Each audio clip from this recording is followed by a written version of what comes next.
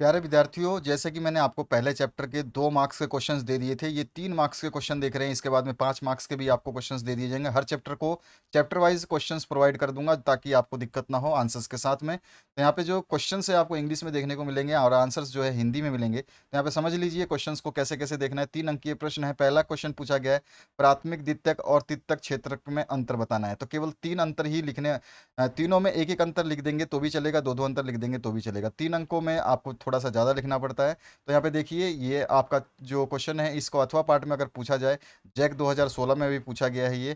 तो इसमें प्राथमिक क्षेत्रक द्वितीय क्षेत्रक में अंतर बताइए। तो ये आपका प्राथमिक द्वितीय और तृतीय में भी पूछ सकता है और प्राथमिक और द्वितीय भी पूछ सकता है। तो कोई ज़रूरी नहीं है कि एग्जामिनर किस हिसाब से पूछे, तो आपको तीनों पता होना चाहिए। बहुत आसान लैंग्वेज में यहाँ पे आंसर देख रहे हैं, जैसे मैंने सेट से सॉल्व करवाए हैं बहुत ही ईजी लैंग्वेज में हिंदी और इंग्लिश मीडियम के लिए, तो उनको देख लेना, उसमें भी आपको आंसर मिल जाएंगे। प्राथमिक क्षेत्रक जो है, प्राइमरी सेक्टर में क्या होता है, जो प्राकृतिक साधनों का डायरेक्ट शोषण करते हैं या डायरेक्ट उपयोग करते हैं और सेवाएं पैदा करते हैं, वस्तुएं पैदा करते हैं ना। इस तरह से दूसरा और तीसरा 3 अंतर, मतलब 3 इसमें जो है प्राथमिक क्षेत्र की जो है बताई गई है कि 3 जो है विशेषताएं क्या होती हैं। ठीक है, तो यहाँ पर प्राथमिक क्षेत्रक की 3 है, इसी तरह से द्वितीय क्षेत्रक की 3 है। ठीक है, आमने सामने आप लिख लोगे, मैंने क्या नहीं ऊपर नीचे लिख दिया है, आप अगल बगल में लेफ्ट राइट में लिख दोगे। जैसे प्राथमिक क्षेत्रक इधर लिखा है तो आप द्वितीयक क्षेत्रक इधर लिख दोगे साइड में। तो यहाँ पर देखो प्राथमिक क्षेत्रक है, इसके 3 पॉइंट्स हैं, आसानी से याद होने वाले हैं। आप 2 पॉइंट याद कर लीजिए, कोई दिक्कत नहीं है, आपकी मर्जी है।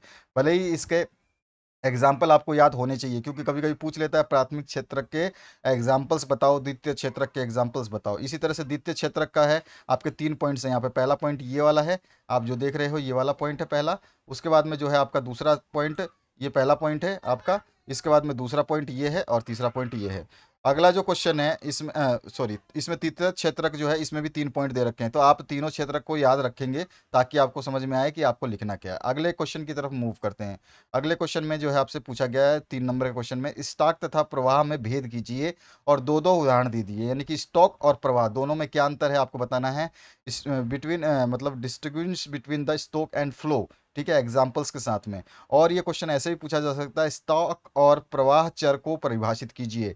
जैक सैंपल क्वेश्चन पेपर 2022 में भी ये क्वेश्चन पूछा जा चुका है और यहाँ पर टेबुलर फॉर्म में जो है आप आंसर देख सकते हैं। तो आप आसानी से आंसर्स को लिख सकते हैं। यहाँ पे इसको पढ़ लेना, समझ लेना और फिर उसके बाद में लिखना। ठीक है, तो ये क्वेश्चन हो गया आपका। इसके बाद में नेक्स्ट जो थर्ड क्वेश्चन है, इसमें जीडीपीएफसी और जी एन एनडीपीएफसी में अंतर आपको बताना है। ठीक है, इन दोनों में अंतर बताना है। तो एक अंतर आपके सामने ऊपर लिखा है जीडीपी वाला, और एनडीपी वाला अंतर नीचे लिखा है। इनके फॉर्मूला, जब 3 नंबर का क्वेश्चन होगा तो थोड़ा सा आपको समझाना पड़ेगा। डायरेक्ट आप जो है फॉर्मूले से सेटिस्फाई नहीं करते हैं, नहीं कर सकते हैं एग्जामिनर को। तो ये चीज़ आपको ध्यान रखनी है। तो ये पूरा का पूरा आंसर है थर्ड क्वेश्चन का, और थर्ड क्वेश्चन का जो आंसर है वहाँ पर आपको ये फॉर्मूले भी यूज़ करने होंगे। तो इस तरह से ये आंसर हो गया। इसके बाद में आपका नेक्स्ट जो क्वेश्चन है, इसमें पूछा गया है साधन आय क्या है। साधन आय को आपको बताना है, व्हाट इज फैक्टर इनकम। ठीक है, फैक्टर इनकम के बारे में आपको बताना है। तो यहाँ पे आप उसका आंसर देख सकते हैं, चौथे क्वेश्चन का आंसर। फटाफट मैं सॉल्यूशंस देते जा रहा हूँ, पढ़ते जाइए, याद करते जाइए। बहुत ही सिंपल लैंग्वेज में सॉल्यूशन दे रहा हूँ मैं आपको। इसके बाद में आपका 5 नंबर के जो क्वेश्चन है इस चैप्टर के, वो भी डाल दिए जाएंगे। हर चैप्टर को अगर आपको चाहिए तो कमेंट कर देना, सारे चैप्टर्स अवेलेबल करा दिए जाएंगे। प्रश्न नंबर 5 जो है, सकल राष्ट्रीय उत्पाद से आप क्या समझते हैं, ये आपको बताना है। तो ये क्वेश्चन का आंसर आपके सामने है, यहाँ से आप पढ़ के इसको याद कीजिए। What do you mean by gross national product. इसके बाद में है आपका चालू कीमत और स्थिर कीमत पर राष्ट्रीय आय में विभेद करना, यानी कि डिफरेंस बताना है आपको नेशनल इनकम का करंट प्राइस और कांस्टेंट प्राइस पे। बहुत अच्छा क्वेश्चन है, ध्यान रखना है। स्थिर कीमत और चालू कीमत पर अंतर बताना है। तो अंतर इस टेबुलर फॉर्म में बता सकते हैं। 3 अंतर यहाँ पे बताए गए हैं। जब 3 मार्क्स के क्वेश्चन हो तो 3 पॉइंट कम से कम आपको लिखने ही लिखने हैं। ठीक है, तो ये अंतर हो गया आपका स्थिर कीमत और राष्ट्रीय आय के चालू कीमत पे। ठीक है ना, तो यहाँ पर देख सकते हैं आप। इसके बाद में है नेक्स्ट क्वेश्चन जो है, समष्टि अर्थशास्त्र की सीमाएं लिखने हैं, यानी कि आपको लिमिटेशंस बतानी है मैक्रो इकोनॉमिक्स की। ठीक है, तो यहाँ पर जो है मैक्रो इकोनॉमिक्स जो है पैराडॉक्स होता है, यानी कि विरोधाभास होता है। ठीक है, इस तरह से आप बता सकते हैं। इसके बाद में आपका क्या लिख सकते हैं, इसमें व्यक्ति और समाज की बचतें जो है ये भी है। तो यहाँ पर लिमिटेशंस जो हैं इनको बताना है। तो फर्स्ट में आपके जो है 2 पार्ट आ जाते हैं, जिसमें व्यक्तिगत समाज, केवल आप जो है पहला पॉइंट लिख करके इसके 2 पार्ट्स लिख सकते हैं। डायरेक्ट आपको इसको डिफाइन करने की आवश्यकता नहीं पड़ेगी। ठीक है, तो यहाँ पर 2 पॉइंट्स लिख देंगे, और उसके बाद में इसका दूसरा पॉइंट जो सामूहिक अर्थव्यवस्था विरोधाभास, यानी मैक्रो इकोनॉमिक्स पैराडॉक्सिस है, और दूसरा जो है व्यक्तिक इकाइयों की अवहेलना भी होती है, इसमें इग्नोर्ड होता है, इंडिविजुअल यूनिट्स को जो है इग्नोर किया जाता है। तो ये सेकंड पॉइंट है। तो फर्स्ट पॉइंट को आप समझाते हुए अ और ब पार्ट लिख देंगे, और सेकंड पॉइंट डायरेक्ट लिख देंगे, बस इतना से आंसर आपका कंप्लीट हो जाएगा। इसके बाद में समष्टि अर्थशास्त्र के किन्हीं दो महत्वों को बताना है, ट्रू इंपॉर्टेंस बताने हैं। मैक्रो इकोनॉमिक्स के सीबीएसई 2019 में पूछा जा चुका है। तो यहाँ पर जो है आप कोई भी आपको जो याद रह सकते हैं वो आप लिख दीजिए। यहाँ पर हमने जो दो दिए हैं आप इनको देख सकते हो, ठीक है। तो यहाँ पर जो पहला है सरकारी आर्थिक नीतियों का निर्माण, और दूसरा है आर्थिक विकास, ठीक है। ये दो आप जो है क्या बता सकते हैं, इन्हीं के महत्व, ठीक है। इसके बाद में आते हैं नेक्स्ट क्वेश्चन की तरफ। नेक्स्ट जो क्वेश्चन है इसमें पूछा गया है, व्यय विधि की सहायता से राष्ट्रीय आय के आकलन में बरती जाने वाली सावधानियां। व्यय विधि है, आय विधि नहीं है, ध्यान रखना। यहाँ पर क्या है, एक्सपेंडिचर मेथड है। इनकम मेथड भी पूछ सकता है, एक्सपेंडिचर भी पूछ सकता है। 2015 सीबीएसई में क्वेश्चन आ चुका है, और यहाँ पर जो है ये आपको चार सावधानियां जो इसमें बरतनी पड़ती है, ठीक है। तो यहाँ पे ध्यान रखना, आपको ये चार पॉइंट को पढ़ लेना है। आपने जो जो पढ़े हैं उन्हीं का रिवाइज हो रहा है। अगर आपने ये क्वेश्चंस नहीं देखे हैं तो इनको जरूर देख लेना, बस इतना सा रिक्वेस्ट है। बाकी आपने क्या तैयारी की है वो हमें नहीं पता है। हम अपनी तरफ से जो आपको मोस्ट इंपॉर्टेंट क्वेश्चंस जो पूछे जाते हैं एग्जाम में वो प्रोवाइड कर रहे हैं। इसके बाद में व्यष्टि अर्थशास्त्र तथा समष्टि अर्थशास्त्र में अंतर कभी कभी पूछ लेता है, जनरल क्वेश्चन है। हालांकि बोर्ड का कोई भरोसा नहीं है किस टाइप का क्वेश्चन दे। ये क्वेश्चन जनरल क्वेश्चन है, बहुत ही नॉर्मल क्वेश्चन है। सभी जानते हैं कि व्यष्टि अर्थशास्त्र और समष्टि अर्थशास्त्र में क्या अंतर होता है और कैसे लिखना है। जैक 2017 में क्वेश्चन आया हुआ था। तो इसको आप इस तरह से जो है पॉइंट वाइज 3 पॉइंट, अगर 3 मार्क्स का क्वेश्चन है तो 3 पॉइंट आपको लिखने होंगे, ठीक है। तो इस तरह से जो है इसका सोल्यूशन आप लिख देंगे। यहाँ पे 4 पॉइंट लिखे हैं, आप 4 लिखें 3 लिखें आपकी मर्जी है, मत आपको लिखने हैं तीनों पॉइंट, ठीक है, कम से कम 3 पॉइंट। इसके बाद में जो है 11वां क्वेश्चन की बात करें तो 11वें क्वेश्चन में जीएनपी और एनएनपी के बीच अंतर आपको बताना है। तो इसका डिफरेंस जो है आपको जीएनपी का पहले लिख देना है, उसका फॉर्मूला लिख देना है। आपको जरूरी नहीं है कि बहुत लंबा चौड़ा लिखो, फॉर्मूला जरूर लिखें, आप फॉर्मूलों को याद करें, फॉर्मूले से आपको बहुत चीज़ देखने को मिलेगी। और अगली वीडियो में जो 5 नंबर क्वेश्चन होंगे उसमें न्यूमेरिकल भी बताऊंगा कि इस चैप्टर से कौन से न्यूमेरिकल बनेंगे और उसको कैसे सॉल्व करना है, उसमें सब कुछ मिलेगा आपको। एनएनपी जो है यहाँ पर जो है इसका डेफिनेशन और उसका जो है बाजार कीमत पर शुद्ध जो होता है ये, इसका भी हमने बता रखा। तो आपको जो याद हो जाता है ना वो याद करिए, ज़्यादा नहीं, मतलब वो खिचड़ी नहीं बनानी है आपको, ठीक है। अगर आपको 4 लाइनें याद होती है तो 4 ही करिए, 2 लाइनें याद होती है तो 2 ही करिए, लेकिन पक्का याद कर लीजिए। समझ में आया आपको? देखिए, रटने से कोई फायदा नहीं होगा और ज़्यादा पढ़ने से भी कुछ फायदा नहीं होगा। फायदा तभी होगा जब आप उस क्वेश्चन को केवल लिख सकते हैं। तो उस क्वेश्चन को लिखने के लिए आपको पढ़ना होगा। उसके बाद में 12वां जो क्वेश्चन है, मौद्रिक प्रवाह और वास्तविक प्रवाह के बीच अंतर बताइए। जैक सैंपल क्वेश्चन पेपर का 2022 का क्वेश्चन है ये। इसको मैंने यहाँ पर हिंदी में दिया है, वहाँ पर इंग्लिश में भी दिया हुआ है, ठीक है।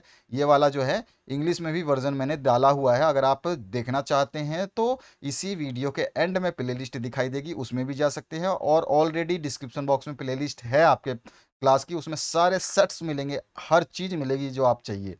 प्लेलिस्ट अगर विजिट कर लेते हैं तो समझ लीजिए उसमें सारे हथियार हैं जो आपको जंग के मैदान में लेके जाने हैं। अगर आप चाहते हैं लड़ना, अच्छी तरह से जीतना चाहते हैं, तो उस प्लेलिस्ट को जरूर विजिट करिए। भले ही इस वीडियो को आप स्किप कर सकते हैं क्योंकि ये वीडियो ऑलरेडी उस प्लेलिस्ट में भी मिलेगा, ठीक है ना।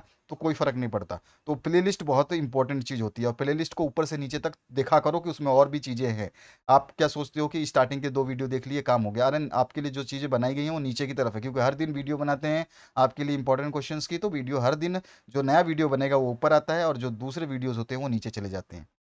तो मौद्रिक प्रवाह और वास्तविक प्रवाह के बीच में आपको अंतर बताना है। मैंने ये क्वेश्चन जो है सैंपल क्वेश्चन पेपर में करवा रखा है। अगर आप वहाँ से देखना चाहते हैं इंग्लिश वर्जन में तो आपको ये इंग्लिश वर्जन भी मिल जाएगा, ठीक है। तो यहाँ पर जो है आप देख सकते हैं, ज़्यादा लिखने की आवश्यकता नहीं है, चित्र पता होना चाहिए और केवल आपको इसको समझाने में क्या लिखना है बस इतना पता होना चाहिए, ठीक है। इसके बाद जो थर्ड क्वेश्चन है, थर्ड क्वेश्चन में आपको मतलब थर्ड मतलब नेक्स्ट क्वेश्चन जो है आपका 13, इसमें आय के चक्रीय प्रवाह में होने वाले रिसाव और अंतःक्षेपण स्पष्ट कीजिए। काफी अच्छा क्वेश्चन रहेगा, ये घुमाने वाला क्वेश्चन है, आपने पढ़ा भी नहीं होगा।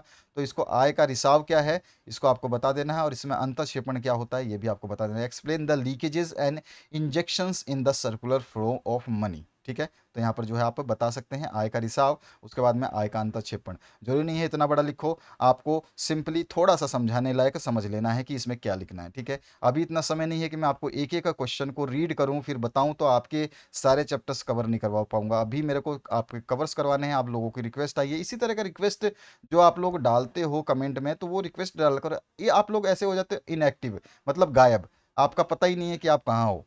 तो आप लोगों को जब स्टडी करते हो तो स्टडी के समय आप अपने आप को एक्टिव करो और कम से कम डिमांड करो कि सर हमें ये चाहिए वो चाहिए, तो हम आपके लिए वो मेहनत करें, क्योंकि हमारे पास पूरे हिंदुस्तान से कमेंट्स आते हैं। हम जो स्टूडेंट डिमांड करता है उसको हम फुलफिल करते हैं, चाहे वो स्टूडेंट कहीं से भी हो, कोई फ़र्क नहीं पड़ता। हमारे पास सारे स्टडी मटेरियल्स अवेलेबल है, हम सब कुछ प्रोवाइड करते हैं।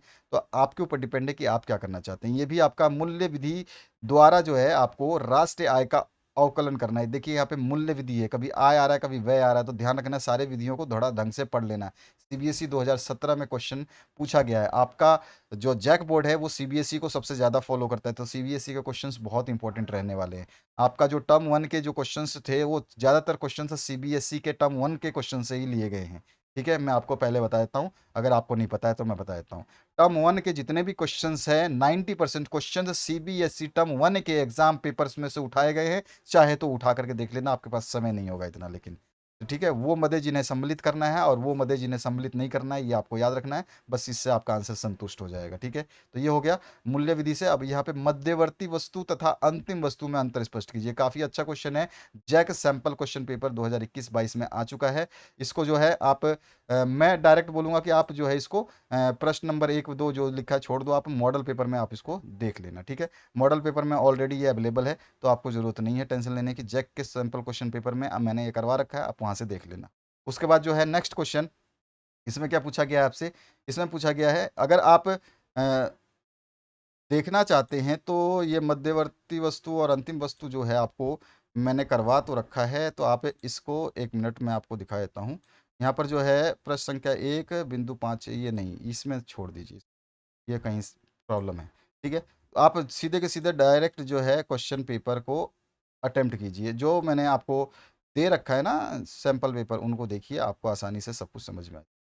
इसके बाद जो है आपका पूंजीगत वस्तुएं, वस्तु की धारणा को उदाहरण से स्पष्ट करना। पूंजीगत वस्तु क्या होती है, और ये वाला क्वेश्चन आप मॉडल पेपर से देख लेना। ये वाला भी मॉडल पेपर में है, लेकिन ऑलरेडी यहाँ पे आंसर अवेलेबल है, तो आप उसको टेंशन लेने की जरूरत नहीं है। जो इंग्लिश मीडियम में चाहते हैं इन क्वेश्चनों को, वो इंग्लिश मीडियम के लिए जरूर प्लेलिस्ट विजिट करें, और जो आपके मॉडल पेपर सेट सॉल्व करवाए गए हैं वो इंग्लिश वर्जन में आप वहाँ से देख सकते हैं। तो कैपिटल गुड्स क्या होती हैं उसके बारे में 3 मार्क्स के क्वेश्चन में आपको लिखना है। तो आपकी मर्जी, आप कितना लिखना चाहते हैं। एक जो है सेटिस्फैक्शन वाला आंसर आपको लिख देना है। मैंने इसको अपने वर्ड्स में भी करवाया है, सिंपलेस्ट वर्ड में, वहाँ पे भी आप इसको देख सकते हैं, अच्छी तरह से याद कर सकते हैं। तो ये आपका 16वां क्वेश्चन है। तो इस तरह से ये 3 मार्क्स के इंपॉर्टेंट क्वेश्चंस इस चैप्टर से मैंने कंप्लीट करा दिए। 5 मार्क्स के अगली वीडियो में आपको मिल जाएंगे। Thank you very much, have a good day. Comment करते रहें और लाइक करते रहें, दूसरों के साथ में शेयर करते रहें। प्ले लिस्ट आ रही है, इसको जरूर देख ले, इसमें सब कुछ मिल जाएगा। Thank you very much, have a good day.